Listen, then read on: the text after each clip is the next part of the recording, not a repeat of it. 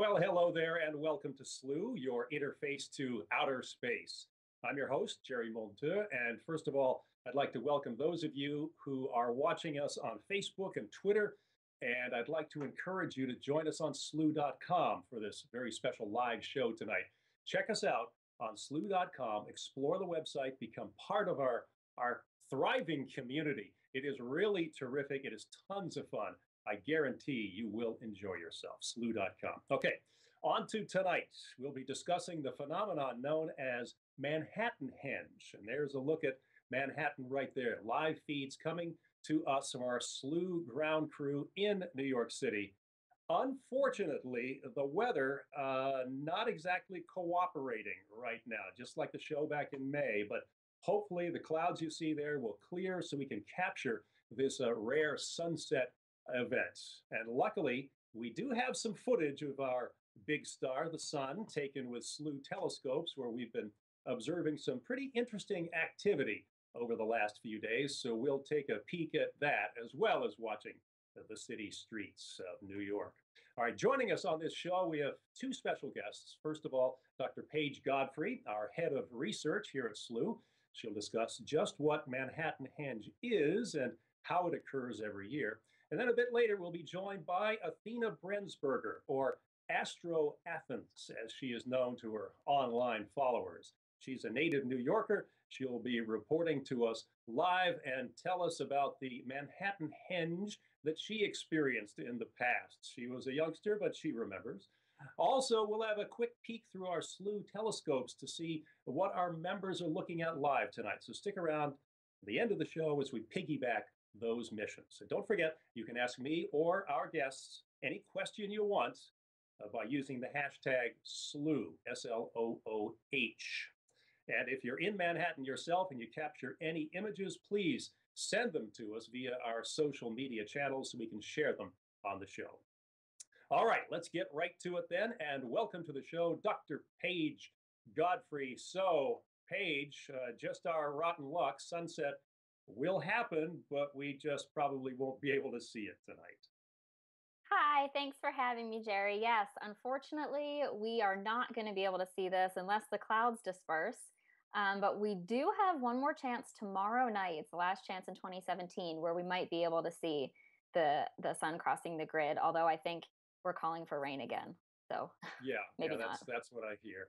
All right, fingers crossed. Anyway, so let's get into it. This is not going to stop us from doing a show. Paige, why is it called Manhattanhenge? It's called Manhattanhenge, coined by Neil deGrasse Tyson, astronomer at the American Museum of Natural History. He took a twist on the famous Stonehenge name, and of course, then took the stone out and threw Manhattan in for the fabulous city we're viewing it from. Yep, there's Stonehenge right up on the screen. So it's a twist because Stonehenge, we're not entirely sure what it was built for, but you can see the beautiful sun crossing through that grid as well. And so Manhattanhenge is a take on the Stonehenge name. Okay, so now we're talking about a city with big buildings.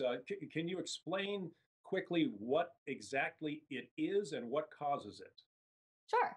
So what it is as you're looking down certain streets in New York, because New York is a grid system, so you can look down the streets, you can see on the screen the grid, and it faces east-west. When the sun sets on the West Coast, we can see the sun directly between the buildings on 4 days out of the year. So the two that were in May and the two today. And so what's happening is the sun, rises in the east and sets in the west, and it crosses overhead. And so it takes this path in our sky, and as it sets certain times throughout the year, it falls in between the buildings, and it's perfectly aligned. It creates like a glow down the street. It's just stunning. Okay, and that time is exactly when? What is the precise moment of Manhattanhenge, even though we won't be able to see? Current one, which means that we're approaching a solar minimum of activity. So that means that there are days consecutive with no sunspots on them. And we've had that recently. And then all of a sudden, we're just talking about the lack of sunspots and the solar minimum, and we get a notification about this huge hedgerow that's pushing off the sun. It's really cool. I guess the sun just wanted to keep us on our toes. Yeah, well, there you have it, folks. Proof that the sun actually does exist, even though we can't see it in Manhattan. Yeah. All right, thank you so much, Paige. The sun looks nice, even if it is stuck behind the clouds. Maybe we're going to get lucky next year. So Oh, thanks so much for joining us. Appreciate it. thank you. All righty, coming up next, we'll be joined by Athena Brensberger, who will give us her insight on how she feels about Manhattanhenge, what it's like to live in the city during this phenomenon, which she has experienced. So stick around. We'll be right back.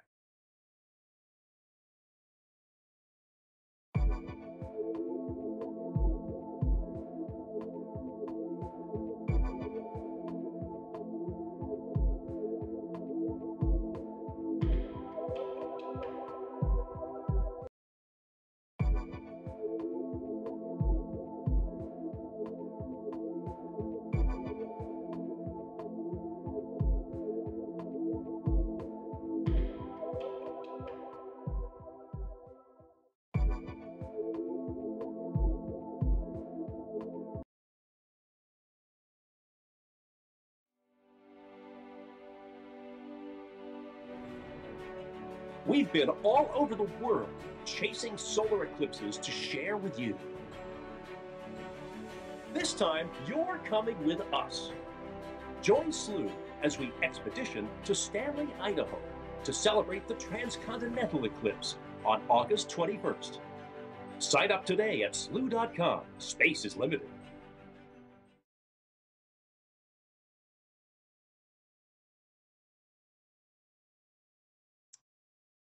And welcome back, everybody, to Slooh during this special look at Manhattanhenge from New York City. Now, we just learned from Dr. Paige Godfrey all about the science behind Manhattanhenge, but what's it like from the perspective of someone who lives there?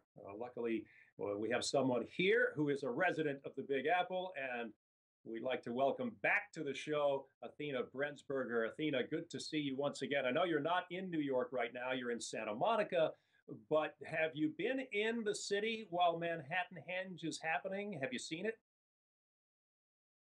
Yeah, I have. It's like the coolest experience that I really can think of. Just kind of growing up, like in New York City, seeing the buildings all the time. But there's nothing that can compare to seeing giant ball of plasma set between buildings. It's pretty cool. So it's the first time I saw it. I think I was 10 years old. You were 10 years old? I'm having trouble hearing Yep. you. You were 10 years old when it happened? Yes, yeah, 10 years old the first time I saw it. And it was definitely in a very hot July summer night that I could remember. That's neat. So, one of our members recently wrote an insightful piece on what henges actually are and their history. How does Manhattanhenge relate to other henges, like Stonehenge, for instance? Yeah, well, I feel like Manhattanhenge is really it was built on like the ancient like the people who actually like had built New York City, and I feel like they're really inspired by getting a lot of feedback. I'm not sure if you can hear me. Is it fine? I can hear you. Yep. Okay, right.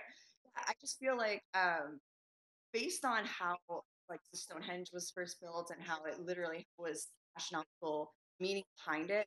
Um, the people who first built like the architecture of New York City also wanted to incorporate that for future generations, future New Yorkers like me, my kids, the future, to really understand like that New York City is not just buildings, but it's a huge meaning of just there's so much more to our universe that really is built on our architecture, our history, and that should be incorporated in like our future and like let people know more about that. And I think that meaning of Stonehenge was it's cool that it's built into Manhattan and Chicago and all the other cities because it kind of brings back the rural meaning of what was here before our cityscapes. Yeah, it's an excellent point, and we hopefully learn from all this, don't we, Athena? Before we let you go, let's take a sneak peek at what members are watching live in Slooh's telescopes right now. It's a few of the telescopes that some members have booked today, and the views you're about to see are from our flagship observatory at the Institute of Astrophysics of the Canary Islands. If we can get those up there right now. And there we go. So, what do you make of these views, Athena? I think that's phenomenal. It's something I've never seen before, except for in images. I haven't seen it live. That's really fascinating. This is what I'm talking about when it comes to like why I love that something like Manhattanhenge has become such a trend, because stuff like this, it's just a reminder to us, future generations. It's when you grow up in the concrete jungle, you're constantly being surrounded by like buildings and infrastructure and like business, and you start to forget what's beyond our own city, like what's actually beyond our planet. Images, seeing live streams, stuff like this through our telescopes is a huge reminder. And I think that's what I like so much about Henge. You get a gathering of so many people together to really see. I mean, our sun's much bigger than us. It's keeping us alive. Really setting between city streets, and I think it kind of serves as a reminder that there's so much more out there other than just our buildings and we go to work every single day. So that was impactful to me when I was young to see that. And then